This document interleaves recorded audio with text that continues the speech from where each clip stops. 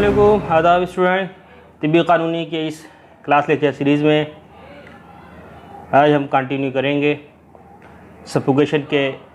Types को। और इसमें जो हमारी पहली हेडिंग है वो है चोकिंग यानी अंदरूनी रुकावट, और स्मूथरिंग बैरूनी रुकावट, जिसको हम लोग पढ़ चुके हैं। तो आज स्टूडेंट हम लोग बात करते हैं कि चोकिंग की तारीफ़ क्या है, इसकी डेफिनेशन क्या है। एक एनिमेटेड वीडियो मुलाज़ा करते हैं, उसमें देखते हैं नॉर्मल फंक्शन क्या होता है। ये देखिए एक बोलस गया, ठीक है, मस्टिकेटेड फूड मान ली, ये उसके बाद ओपन हुआ, उसके बाद ही अंदर चला गया। अब आगे वीडियो में देखिए स्टूडेंट चोकिंग का, ये देखिए ये बोलस जा रहा है, ठीक है, तो इसको एपिग्लॉटिस बंद होना चाहिए था, तो एपिग्लॉटिस बंद क्लोज तो हो रहा है, लेकिन कुछ पार्ट की जो है वो क्या है एयरवे में चले आए। अब जब एयरवे में चले आएगा स्टूडेंट, तो अब क्या होगा, इंसान को वो कफिंग होगी, है ना, रिफ्लेक्सेस आएंगे। इसके बाद जो है इसमें किसी सबब से जब एयर पैसेज या हवाई तनफ़ुस बंद हो जाता है तो इस सूरत में मौत वाक़ई हो जाती है। और सीधी सी बात है स्टूडेंट, बात हो रहा है कि अंदरूनी तौर से, है ना, कि क्या है कि कोई रुकावट हो जिसकी नतीजे में क्या है कि जो एयर पैसेज है, जो तनफ़ुस का हवाई रास्ता है, वो बंद हो जाए, तो उसका नतीजा क्या होगा कि सांस जो है या हवा वो क्या है फेफड़े में जाएगी नहीं, जिसके नतीजे में मौत वाक़ई हो सकती है। और ये इसकी और वजाहत है आगे चल के, अंदरूनी तौर पर हवाई रास्ते बंद हो जाए। और कह रहे हैं कि आगे चोकिंग किन किन अशिया से लाक हो सकती है। मिसाल के तौर पर सिक्के हुए, मसनूई दांत हुए,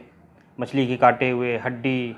गोश्त का टुकड़ा, निवाला, बटन, राउंड वॉर, कीचड़,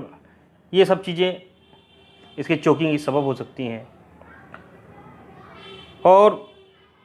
अगर हम इसकी मैकेनिज्म की बात करें स्टूडेंट, तो ये कह रहे हैं कि जो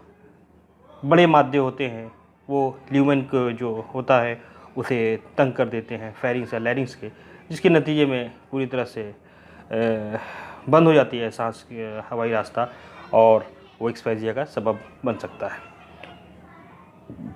छोटे अगर फॉरेन बॉडी की बात करें स्टूडेंट,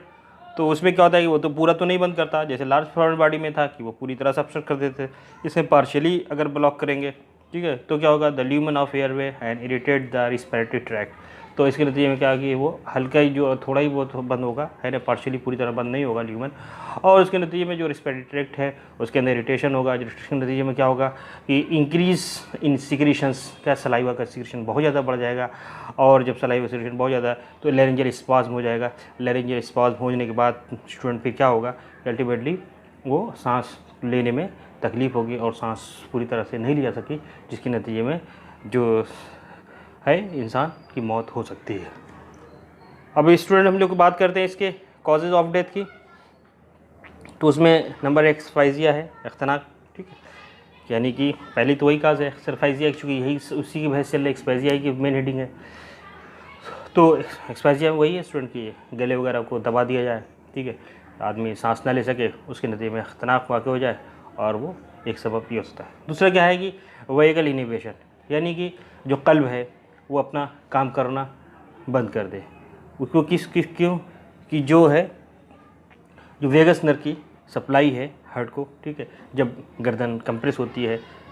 बंद होती है, तो उसके क्या होता है कि उसका स्टिमुलस जाता है वेगस नर्व्स को, और जो क्या कि हार्ट को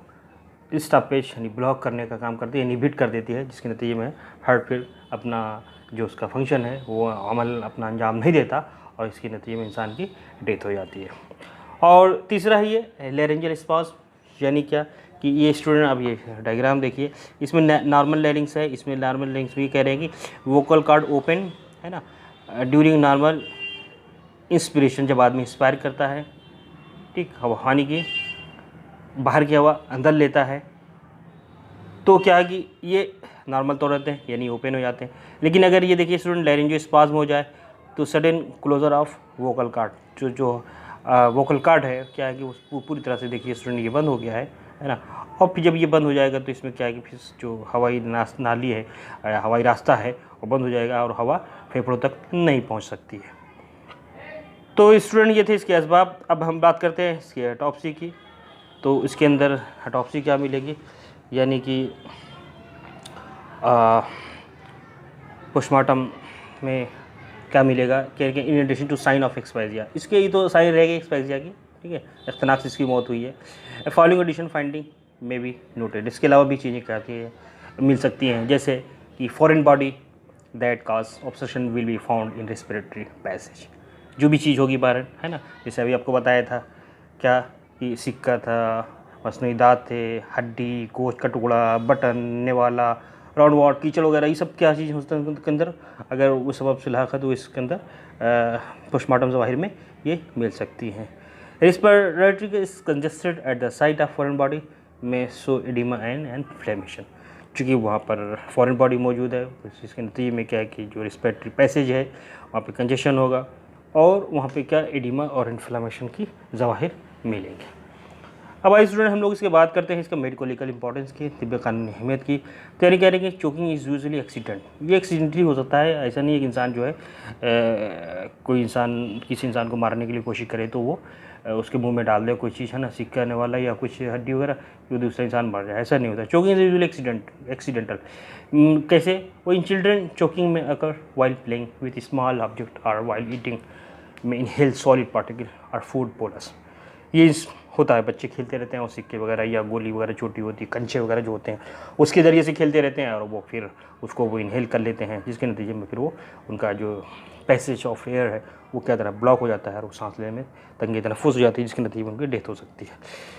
और फिर करेंगे, लेकिन ऐसा तो बच्चों के साथ साथ ऐसे लोग जो बड़े लोग हैं या मेंटली डिस्टर्ब लोग हैं, है ना, पेशेंट है, उनको मालूम नहीं होता, ठीक है, कुछ भी वो क्या हरकत करें क्या करें, तो वो क्या करते हैं ऐसी कंडीशन में वो नेवाला को, जैसे इंसान एक कॉन्शियस जो होता है उसे मालूम होता है कि हाँ कि हम जो भी चीज़ खाएं या खाना चाहिए उसे पूछ करके, है ना, ही जो है निगलने का होता है। लेकिन जो इल पेशेंट होते हैं, जो मेंटली डिस्टर्ब होते हैं, वो क्या होता है बिना च्यू किए हुए, है ना, नवाले को क्या कहते हैं, वो इनगल्फ करते हैं, निगल लेते हैं, जिसके नतीजे में क्या है वो फूड, वहाँ जो फूड बोलस है वो क्या कहते हैं ब्लॉकेज कर सकता है ना, ब्लॉकेज कर देता है, जिसके नतीजे में क्या हो जाएगा, एयर पैसेज बंद हो जाएगा, फिर उनकी अल्टीमेटली डेथ हो जाएगी। अब ये बात करें सुसाइडल और होमिसाइडल, जो कि रेयर फिनोमिना, ना तो इसमें खुदकुशी होगी और ना ही इसमें कोई किसी इंसान का कत्ल का कोई इसमें केस मिलेगा चोकिंग के। ये केस ऑफ होमिसाइडल, ये बताने की तारीख में एक ऐसा केस मिला है जो कि reported in literature where as adult was killed by choking using large amount of tissue paper, उसके मुंह में भर दिया, ठूस दिया, ठीक है, और अमाउंट जिसके नतीजे उसकी मौत हो गई थी। और इस चीज़ में लिटरेचर में इसका जिक्र मिलता है, ये किताब में लिखा हुआ है। अब एक हेडिंग है स्टूडेंट कैफे कोरोनरी, यानी क्या कि a person under the influence of alcohol, क्या कि एक इंसान जो है मंशियात या कहिए कि नशे में था, ठीक है, उसने कुछ नशावर चीज़ ले ली थी, उसने इनहेल कर लिया था, तो जिसके नतीजे में क्या हुआ कि उसको